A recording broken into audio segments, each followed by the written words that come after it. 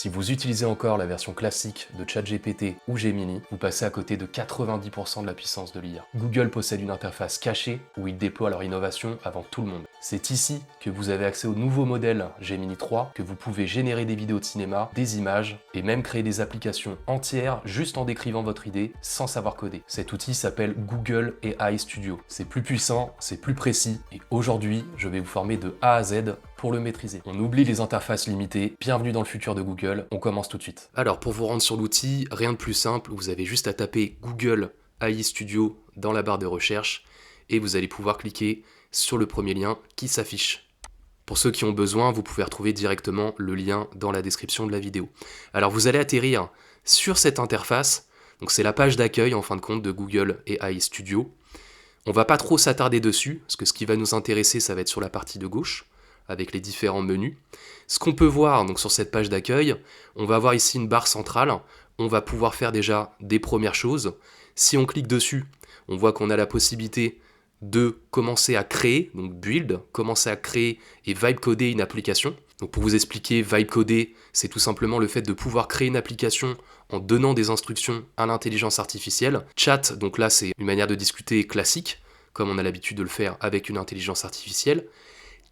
On va pas trop se prendre la tête là-dessus, c'est pour simplement créer une clé API, on va quand même revenir dessus tout à l'heure. Et shortcuts, donc là c'est plus pour la possibilité de créer des raccourcis clavier, ça nous intéresse pas du tout. Ce qu'on peut voir en dessous, c'est qu'on a la possibilité directement ici de créer une application. Nous on le fera directement dans le menu ici Build. Ce qu'il faut savoir, c'est que cette application, ce logiciel Google AI Studio, c'est un logiciel qui est développé pour les développeurs à l'origine, donc il peut y avoir effectivement des affichages un peu plus complexes puisque tout simplement à la base c'est pas destiné à des personnes comme vous et moi, donc il va falloir s'adapter un petit peu. Notamment ce que vous avez pu remarquer, c'est que le site internet est en anglais, vous avez la possibilité de faire un contrôle clic droit et de cliquer tout simplement sur traduire en français. Vous allez voir quand même que certains mots sont pas forcément très bien traduits. C'est pour ça que moi je vais rester quand même en anglais pour le temps de cette vidéo, mais je prendrai le temps de bien vous expliquer les différents menus qu'on va voir au fur et à mesure du tutoriel. Je repasse en anglais et donc on va aller se diriger directement dans les menus et le premier c'est le Playground. Et on va arriver sur cette interface où vous allez avoir tout simplement 6 moteurs que nous propose Gemini. On va les parcourir un à un assez rapidement. Vous allez avoir le premier qui s'appelle Feature. Donc là, ça va être simplement les nouvelles intelligences artificielles qui viennent de sortir du côté de Gemini. Donc notamment Gemini 3 Pro et Nano Banana Pro. Ensuite, on va avoir Code, Reasoning and Chat. Donc là, ça va être la possibilité de créer des chatbots, des agents et également de coder, en tous les cas de vibe coder pour créer une application avec Gemini 3 Pro et Gemini 3 Flash. Ensuite, ici, vous allez avoir Image Generation, donc ça va être simplement pour générer des images avec Nano Banana ou encore Imagen. On va pouvoir également générer des vidéos avec VO 3.1. On va pouvoir aussi convertir du texte en audio, donc sous forme de voix off. Et pour terminer, ça c'est une possibilité qui est quand même assez incroyable, le real time. Donc en fin de compte, ça va permettre d'enregistrer notre écran avec Gemini Live et il va pouvoir voir exactement ce qu'on fait sur notre écran. Par exemple, on le verra tout à l'heure, d'aller directement sur une page d'un site web et de nous expliquer ce qu'il peut voir à l'écran, de nous guider, etc. Donc vous allez voir, c'est une fonctionnalité quand même assez impressionnante, on le verra en fin de vidéo. Ici en bas, vous avez une fenêtre pour tout simplement écrire un prompt. Donc comme sur l'intelligence artificielle classique sur Gemini, on va pouvoir écrire ici. Et donc directement lancer, donc run, pour obtenir une réponse de l'intelligence artificielle. En haut à droite, hop, vous allez avoir tout simplement les paramètres de Google AI Studio. Vous allez retrouver différents paramètres. Le premier ici, on voit Gemini 3 Pro Preview. Si on clique dessus, vous allez avoir accès directement à toutes les intelligences artificielles que propose Gemini. Donc là, on voit à l'écran que celui qui est sélectionné, c'est Gemini 3 Pro Preview. Si on descend, on va en avoir plusieurs. Donc Nano Banana Pro, Gemini 3 Flash Preview, Nano Banana, Gemini 2.5 Pro, etc., etc. Donc vous avez accès à toutes les intelligences artificielles de Gemini, les plus récentes et les plus anciennes. Ce que vous avez pu voir, c'est qu'il y en a certaines qui ont des pastilles. Donc ça va être notamment pour celles qui viennent de sortir. Donc Gemini 3 Flash Preview elle est nouvelle, on y a accès gratuitement, et si on remonte un petit peu, on va avoir donc Nano Banana Pro, qui elle est également nouvelle, mais qui va être payante. Et si on redescend un petit peu plus bas, on va avoir donc les plus anciens modèles de Gemini, et la plupart vont être tous gratuits, parce que tout simplement, ils sont beaucoup moins performants que ceux qui viennent de sortir. Ensuite, si vous regardez juste en dessous, on va avoir système instruction.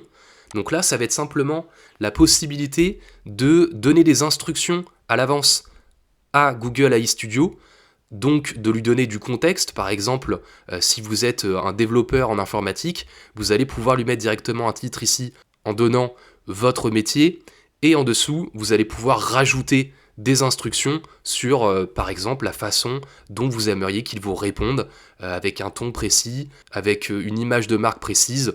Enfin voilà, plus vous allez lui donner des instructions, plus vous serez exhaustif, plus vos réponses seront pertinentes par rapport à ce que vous souhaitez. En dessous de système instruction, on va retrouver nos API Keys. Donc là, on m'indique simplement que je n'ai pas de clé API. Donc ce qu'il faut savoir, c'est que sur Google AI Studio, vous avez la possibilité d'utiliser énormément d'outils de manière gratuite, mais si vous voulez accéder aux intelligences artificielles les plus récentes que propose Gemini, vous allez devoir payer via une clé API. Donc si c'est votre cas et que vous souhaitez accéder aux intelligences artificielles les plus poussées du marché, vous allez devoir créer la clé API. On va le faire ensemble tout de suite. Donc là, on m'explique bien qu'il n'y a tout simplement pas de clé API.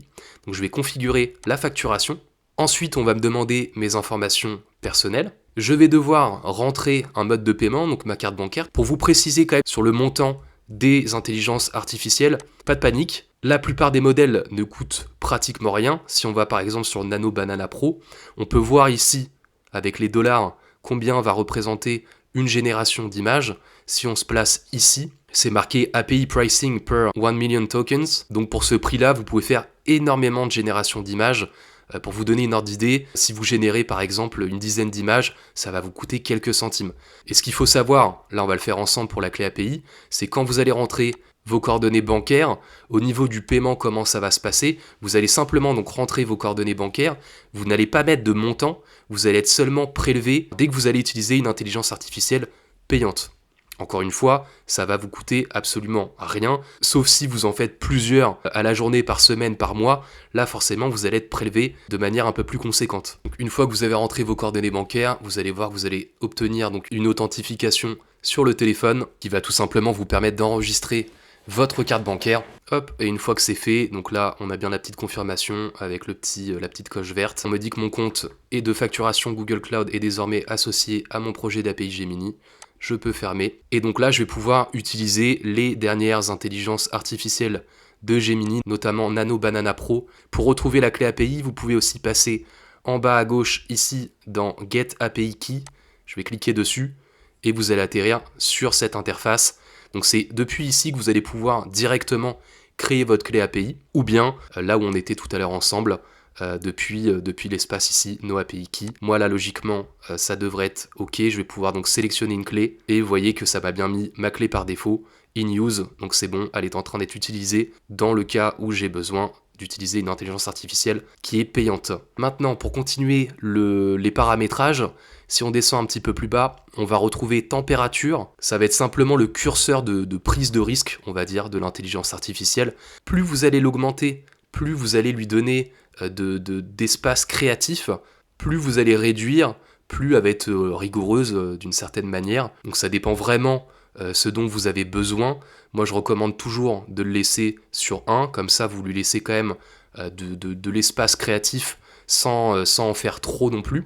Juste en dessous, on a donc média résolution. Donc ça c'est tout simplement pour la qualité du média qui va être généré, donc pour les photos, pour les vidéos. Donc la possibilité de mettre low, medium ou high. Donc forcément nous la plupart du temps ce qu'on va vouloir c'est quand même quelque chose de qualitatif, donc on peut laisser sur high. Ensuite on va avoir le syncing level, donc là ça va être le paramétrage pour les réponses que vont nous donner Gemini, donc si on veut qu'elle prenne son temps pour nous donner une réponse de qualité, ou si on veut qu'elle soit très rapide, voilà, parce qu'on n'a pas forcément le temps et qu'on veut avoir une réponse plus rapidement. Et donc ça pareil, ça dépend vraiment de ce que vous souhaitez obtenir comme résultat. Moi je vais laisser souvent enfin même tout le temps sur high, Et en dessous, on va retrouver les tools, donc les outils, les différents outils qui sont à notre disposition, qu'on va retrouver également ici en bas à gauche.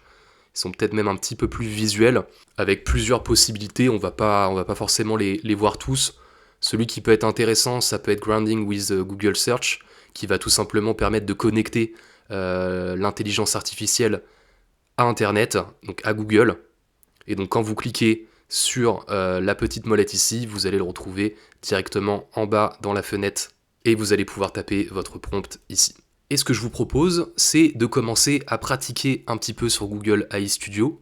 La première chose qui me paraît pertinente de faire, ça va être Image Generation. Donc je vais cliquer dessus. Et ce que je vais pouvoir faire, étant donné que j'ai pris la clé API tout à l'heure, je vais pouvoir vous montrer Nano Banana Pro et je vais avoir la possibilité de vous montrer la comparaison entre les deux. Donc pour ce faire, je vais cliquer sur Nano Banana Pro. Je vais atterrir sur cette interface et je vais pouvoir, en haut à droite, cliquer sur les 3 petits points. Et ici, vous avez le mode de comparaison. Je clique dessus et ça me permet simplement, hop, je vais fermer ici, d'avoir ma page qui va être scindée en deux, avec à la gauche Nano Banana Pro, et sur la droite, je vais pouvoir cliquer ici et venir sélectionner l'intelligence artificielle avec laquelle je souhaite comparer Nano Banana Pro. Donc nous, on va prendre Nano Banana, qui est le modèle actuel qu'on peut trouver sur Gemini. Et donc pour aller plus vite, j'ai préparé un prompt au préalable, donc qui est en anglais. On peut en envoyer directement en français, mais je préfère toujours en anglais pour que l'IA comprenne bien ce que je lui demande. Et donc on va voir un petit peu la comparaison entre les deux modèles.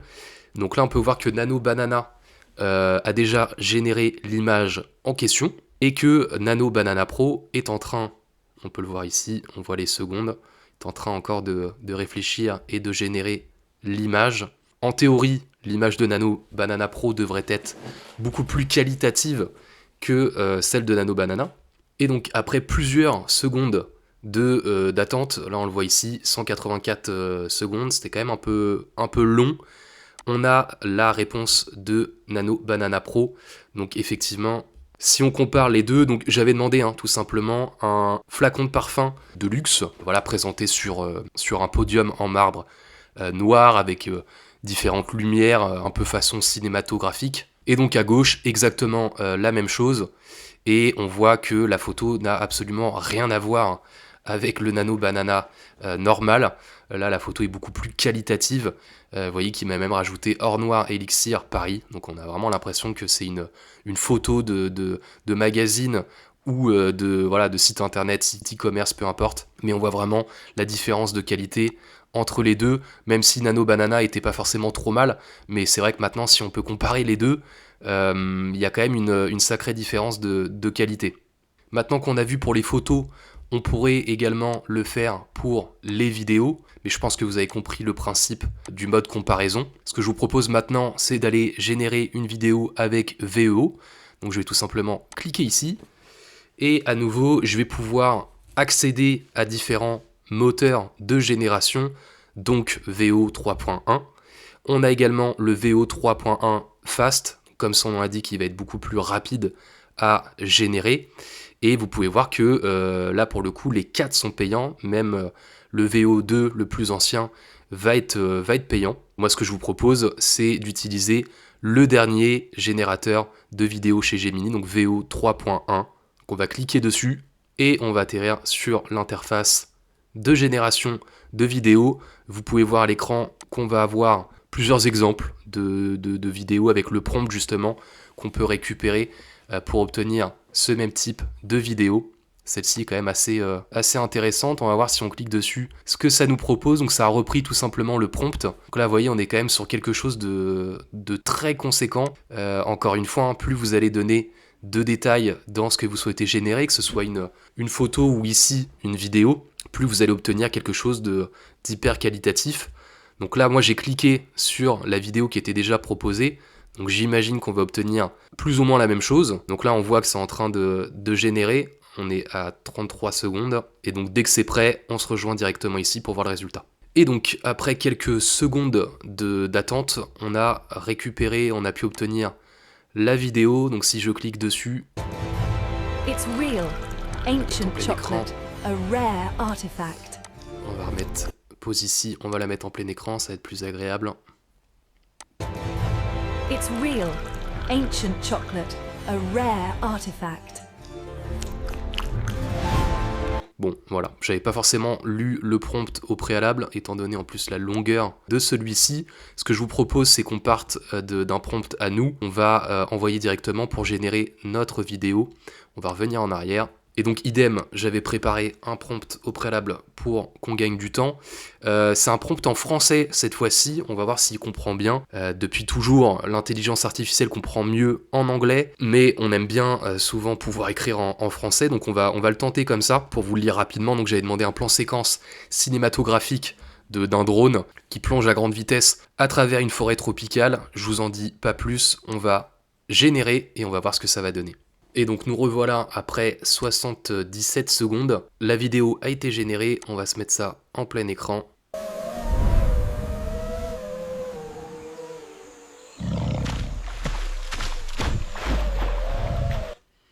Ouais, c'est quand même assez impressionnant.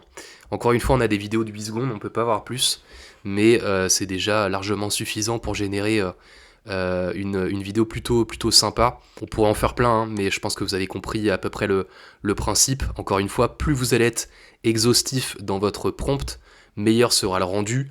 C'est toujours mieux d'envoyer des prompts en anglais parce que l'intelligence artificielle est paramétrée au préalable en anglais tout simplement, donc ça va être beaucoup plus simple pour elle de comprendre en anglais. Mais vous voyez que là, le prompt que j'ai envoyé, il était entièrement en français et ça a plutôt très bien fonctionné. C'est exactement ce que j'avais demandé, donc j'en suis plutôt satisfait. Sur la droite ici, vous avez dû voir qu'on a plusieurs possibilités. On retrouve ce qu'on a pu voir tout à l'heure avec la sélection des différentes intelligences artificielles qu'on peut utiliser pour la vidéo. En dessous, on va retrouver donc la clé API qui est bien connectée, le nombre de résultats, donc là automatiquement pour les vidéos on peut obtenir qu'une seule vidéo par résultat.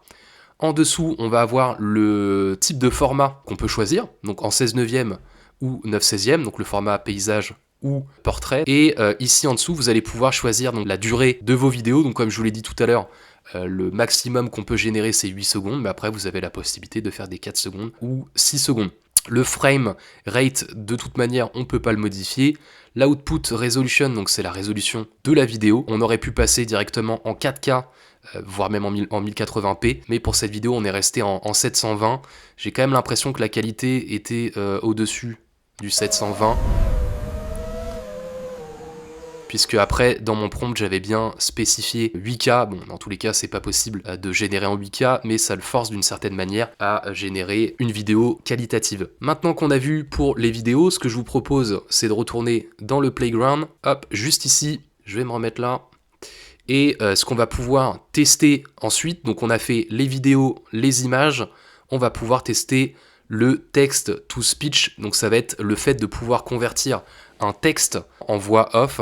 Ici, Google va nous proposer deux modèles, donc Gemini 2.5 Pro Preview et le Gemini 2.5 Flash Preview. On va prendre le plus récent, logiquement, c'est celui-ci, le 2.5 Pro Preview. Et donc, on va arriver sur cette page. Donc là, vous voyez tout simplement la structure qu'il faut donner à l'outil. Donc il y a quand même une structure à respecter avec le speaker 1, le speaker 2, pour qu'il puisse bien comprendre justement les différents dialogues. Moi, j'avais préparé un prompt au préalable, mais par contre, j'avais pas forcément relié directement à des speakers. Sur la droite, à nouveau, on va retrouver les différents paramètres, donc ceux-là, pas besoin de toucher. Le mode single speaker audio ou multi-speaker, donc la possibilité d'ajouter plusieurs personnes qui vont parler sur l'audio ou seulement une. Moi, on va pouvoir laisser directement les deux. En dessous, on a le model settings. On retrouve ici la température, donc pour laisser un côté créatif à l'intelligence artificielle ou non. Et en dessous, on va pouvoir nommer les speakers. Donc, je vais pouvoir marquer par exemple Antoine pour le 1 et on va marquer Thomas pour le 2. Et donc là, vous voyez, il me dit no speaker detected parce que les noms ont changé. Donc on va en reprendre Antoine qu'on va mettre à la place de speaker 1 et le speaker 2, on va mettre Thomas. Et vous voyez que là, de manière automatique, il m'a bien retrouvé les deux speakers, donc Antoine et Thomas. Et on va avoir la possibilité ici de choisir des voix que je n'ai pas forcément testées au préalable. Donc on va choisir vraiment au hasard. On va mettre Leda pour Antoine. Et pour Thomas, on va mettre Horus. Ensuite, on va avoir la possibilité en bas de choisir différentes options. Donc on va avoir le podcast transcript, movie scene script ou audio voice assistant.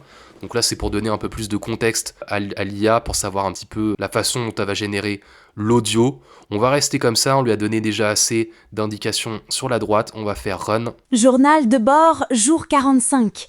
Je crois qu'on est perdu. Les réserves d'oxygène sont au plus bas. Attendez, le radar s'affole. Il y a une planète avec de l'eau juste devant nous. On est sauvés.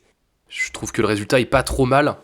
Encore une fois, moi, ce que j'avais noté, et vous venez de l'entendre, c'était journal de bord, jour 45, je crois qu'on est perdu. Et l'autre personne qui répond, attendez, le radar s'affole, on est sauvé, on a trouvé une planète. Il y a quand même de l'émotion, on va dire, dans ce qui est dit. Donc j'aurais pu tout simplement, en haut ici par exemple, déjà rajouter un peu plus d'instructions au niveau du style, et notamment au niveau des voix ici, comme on l'a vu tout à l'heure, quand vous avez les différents noms, on voit ici en dessous excité, informatif, etc. Donc l'idée c'est quand même de choisir quelque chose qui est approprié à ce que vous souhaitez obtenir comme audio. Mais c'est quand même plutôt bien réussi et plutôt qualitatif, surtout que là on est vraiment que sur du français, et il a bien tout compris, tout est bien prononcé. Et donc maintenant il va nous rester plus que 2 outils à aller voir, donc Code Reasoning and Chat et le Real Time. Et ce que je vous propose avant d'aller voir pour coder une application, on va aller directement la créer. Donc on va aller sur le menu ici en haut à gauche et on va aller cliquer sur Build. On va atterrir sur cette interface, et donc c'est depuis cette fenêtre ici qu'on va pouvoir décrire notre idée d'application et que Google AI Studio va nous générer du début jusqu'à la fin. Si on descend un petit peu plus bas, on va avoir la possibilité d'ajouter des outils en complément pour créer notre application. Donc on retrouve les différents modèles qu'on a vus tout à l'heure, Nano Banana, la possibilité aussi de créer des voix comme on a pu le voir, le text-to-speech. On peut utiliser Google Maps, on peut utiliser vraiment tout plein d'outils. Ce que je vous propose, c'est de commencer de manière brute directement ici. J'ai préparé le prompt au préalable, et donc je vais lui demander de créer un simulateur de rentabilité pour un investissement locatif. Les différents champs, ça va être le prix d'achat, loyer mensuel, les charges annuelles, taxes foncières, et je demande à droite d'afficher le cash flow mensuel et le rendement net en pourcentage avec un design professionnel sombre, style fintech. On va pouvoir sélectionner un modèle. Donc si je clique ici, on va retrouver à nouveau les différents types de modèles qu'on peut utiliser. Donc par défaut, il nous met le Gemini 3 Flash Preview. Donc on va rester sur celui-ci, et les paramètres en dessous, on ne va pas y toucher. On va pouvoir directement lancer en cliquant sur Build. Et donc là, Google AI Studio va commencer à générer l'application qu'on lui a demandé. Et donc après seulement quelques secondes, vous voyez, en 70 secondes, il nous a généré l'application qu'on avait demandé. Donc on va la parcourir un petit peu ensemble. Vous voyez, il a mis un nom, Invest Flow, donc ça c'est tout à fait modifiable. Il a bien repris donc données du projet, le prix d'achat, FAI, donc frais d'agence inclus. Il nous a mis des données pour qu'on puisse commencer à tester le loyer mensuel estimé, les charges et financements, les charges à l'année, la taxe foncière, etc. Il nous donne même des conseils pour avoir un cash flow positif. Il nous met notre cash flow mensuel, à l'année aussi, le rendement net. Il nous fait même une petite répartition financière avec le crédit annuel, les charges, la taxe foncière, le total en sortie, le total en entrée. C'est quand même assez impressionnant, et ça en 70 secondes. Donc c'est quand même fou. Derrière, vous avez la possibilité, donc là on peut déjà rentrer des données. On peut ici modifier directement le loyer mensuel estimé, les charges annuelles, etc. Et donc de manière automatique, il va nous reprendre les données qui ont été rentrées pour nous donner les bons montants pour le cash flow, pour le rendement net, etc. On va avoir la possibilité d'exporter en PDF, de sauvegarder. En haut, vous allez avoir la partie donc preview, donc là c'est ce qu'on voit à l'écran, et vous allez avoir donc la partie code. Donc là, c'est tout ce qu'a codé de manière automatique Gemini, Google AI Studio, pour créer l'application. Si on retourne en preview, c'est quand même plus agréable visuellement comme ça. Ici en haut à droite, on va avoir plusieurs possibilités. Le Select Device Preview. Donc là, ça va vous permettre de sélectionner l'affichage. Donc là, on peut l'avoir directement en mobile pour voir un peu à quoi ça va ressembler. Et on peut sélectionner sur une tablette et on va retourner sur l'écran d'ordinateur. Et on va avoir aussi la possibilité de le mettre directement en full screen, donc en plein écran, pour voir vraiment à quoi ça ressemble. Donc comme un mini site internet, une mini application pour venir calculer directement donc les cash flows mensuels, le rendement à l'année, etc. Donc c'est quand même assez impressionnant.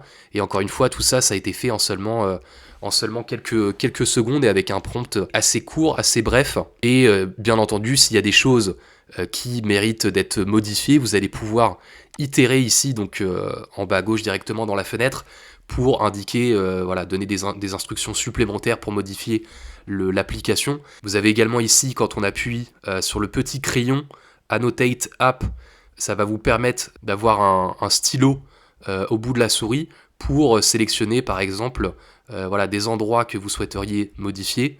Donc là, vous voyez, j'ai entouré Invest Flow. Je vais pouvoir cliquer à droite ici, Add to Chat.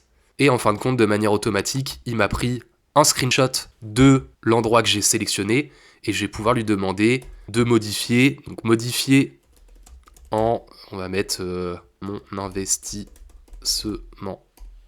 Hop, et on va envoyer. Et vous voyez qu'il nous a modifié du coup mon investissement qui est bien affiché ici en haut à gauche. Donc ça, c'était plus la partie pour créer. Maintenant, ce qu'on peut voir, c'est un petit peu le côté inverse. On va revenir en arrière et on va retourner dans le playground, hop, qui va se trouver ici. Et là, on va aller dans Code, Reasoning and Chat. Donc là, ça va être pour construire des chatbots, des agents ou générer tout simplement du code. Donc là, je trouvais ça intéressant de vous montrer la possibilité de faire les choses à l'inverse. Là, on vient de voir comment construire une application à partir d'un prompt.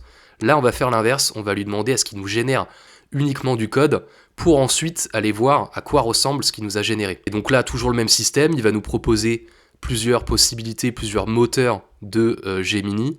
Nous, on va rester sur un gratuit, on va prendre le Gemini 3 Pro Preview, et on va prendre plutôt le 3.1, étant donné qu'il est nouveau. On va rester dessus ici, et on va lui dire « Agis comme un développeur web expert, génère le code complet HTML ». Bon, là, je vous passe un petit peu les termes un peu plus techniques, mais en gros, je lui demande de créer une mini-application web qui va être un calculateur de rentabilité immobilière. Donc c'est plus ou moins le même exemple qu'on a vu tout à l'heure ensemble. Et on va voir justement comment il va nous générer le code. Et on va le tester sur un autre outil pour voir visuellement ce à quoi ça va ressembler. On lance, run. Et donc là, il est en train de nous générer le code. Voilà, qu'on va retrouver juste ici en dessous. Donc moi, ce que je vais demander, c'est qu'il me donne le code en langage HTML. Donc là, je crois qu'il est encore en train de rédiger. Ouais, on va le laisser rédiger tranquillement. Et je vais aller rentrer justement les données qu'il va me donner, donc le langage HTML. Je vais le rentrer dans CodePen, qui est un logiciel qui est tout à fait gratuit. Vous pouvez vous inscrire avec un compte Google. Et je vais pouvoir rentrer directement le code ici et avoir un aperçu visuel de ce à quoi ça ressemble. Et donc après quelques petites secondes, il a terminé de générer le code pour l'application. Donc je vais pouvoir aller le copier ici dans Copy, hop. Et je vais aller le reporter dans CodePen. Donc là, je vais avoir plusieurs fenêtres HTML, CSS ou JS. Donc je vais aller dans HTML. Je vais copier-coller mon code. Vous voyez, du coup, j'ai récupéré l'application qui m'a été générée. Donc c'était bien du coup rentabilité immobilière. Et on a bien le prix d'achat, le loyer mensuel estimé, les charges annuelles avec le petit pourcentage ici du rendement brut et net calculé. Donc on va tester, on va mettre par exemple 200 000 euros. Loyer mensuel, on va mettre 850. Charge annuelle, on va mettre 1000. Et vous voyez que ça a bien fonctionné, 4,6% net avec le rendement brut de 5,10% et le rendement net de 4,60. Donc il y a cette possibilité-là, soit effectivement avec Google AI Studio dans la partie build, donc construire directement une application, ou bien dans le playground, directement passer par la fonction code, reasoning and chat, qui vous permet d'obtenir le langage HTML, qui va vous permettre d'obtenir l'application. Avant d'aller voir la dernière fonctionnalité Real Time, je voulais vous montrer quand même une partie dans le menu Build qui s'appelle Galerie, qui vous permet d'accéder à des choses qui ont été déjà générées par des personnes. Donc ça peut vous inspirer, ça peut vous donner des idées de prompts à aller ensuite générer de votre côté. En haut, vous avez la possibilité de trier par plusieurs façons, toutes les applications, Gemini 3, Nano Banana, etc. Et voyez, par exemple, si on clique, par exemple, on peut aller regarder celui-ci. Donc on voit avec quoi ça a été généré, Gemini 3 Flash et la fonction Calling. Donc si on clique dessus, on va pouvoir, vous allez voir, ça va nous afficher directement la page de génération et on va voir directement ce qui a été créé par la personne. Là, ça nous demande les accès pour le micro et la caméra. Moi, je ne vais pas m'en servir. Et donc là, voilà, on peut voir directement ce qui a été créé par la personne. Donc là, on est sur des ingrédients, des recettes de cuisine, j'ai l'impression. Donc bon, c'est pas forcément super pertinent pour notre cas à nous, mais ça peut vous donner des idées de choses à créer par vous-même. Donc encore une fois, c'est dans le menu Build, Galerie, et donc là, vous aurez accès à plusieurs créations qui ont été faites par d'autres personnes. Et donc, la dernière fonctionnalité que je voulais vous montrer, qui est assez impressionnante, qui se trouve donc dans le Playground, qui est donc le Real Time. Donc ça va nous permettre tout simplement de communiquer directement avec l'intelligence artificielle. Elle va se connecter directement sur notre ordinateur et voir tout ce qu'on fait à l'écran. Donc je vais cliquer dessus. Et donc là, vous voyez qu'on a accès qu'à une seule intelligence artificielle. C'est la seule qui propose ça. Donc c'est le Gemini 2.5 Flash Native Audio Preview. Donc je vais cliquer dessus. Et donc là, je vais avoir 3 possibilités. Le talk, donc parler, webcam et share screen. Et ce que je te propose, c'est de lancer directement le share screen. Donc là, il va me demander justement pour pouvoir se connecter à mon écran. Je vais pouvoir choisir ce que je souhaite partager. Donc moi, je suis sur 2 écrans. Je vais prendre l'écran sur lequel j'enregistre actuellement. Donc là, l'intelligence artificielle va voir absolument tout ce que je fais sur mon écran. Et donc là, par exemple, je pourrais, on va retourner ici, marquer acheter chaussures. Hop. On va aller sur Google et on va choisir un des premiers sites sur lesquels on va tomber. Donc par exemple celui-ci, on va prendre le premier. On va aller sur la page d'accueil. Donc là par exemple, on va pouvoir lui demander « Que penses-tu du marketing de ce site internet ?» On envoie. Le marketing de ce site internet semble très bien ciblé. Il met en avant des marques très populaires et recherchées dans l'univers des sneakers et du streetwear, comme Air Jordan, Yeezy, New Balance et Adidas. La sélection de modèles, comme les Nike x Travis Scott ou les Yeezy 350, capitalise sur la hype et le désir d'exclusivité.